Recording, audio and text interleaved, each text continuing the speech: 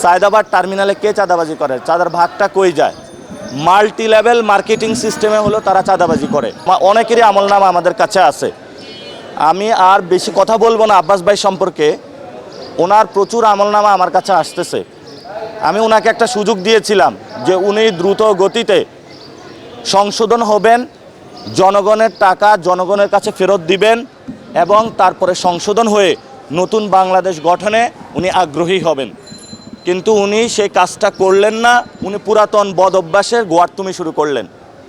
তা আমি ওনাকে আহ্বান করব, সময় এখনও আছে সংশোধন হওয়ার। এবং এই যে বিভিন্ন যে পরিবহন সেক্টরে চাঁদাবাজিগুলো চলতেছে, আমার কাছে অনেকে মেসেজ পাঠিয়েছে। JBS holdings limited. সায়দাবাদ টার্মিনালে কে চাঁদাবাজি করে, চাঁদার ভাগটা কই যায়?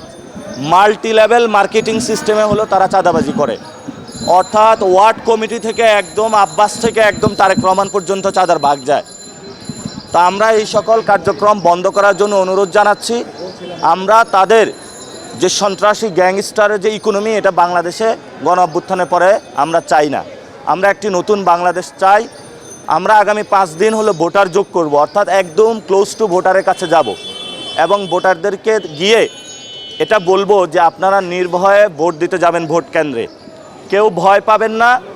জনগণ যদি একসাথে ভোট দিতে যায়, নতুন বাংলাদেশ ইনশাল্লাহ গঠন হবে, আপনাদের ভয় পাবার কোনো কারণ নাই।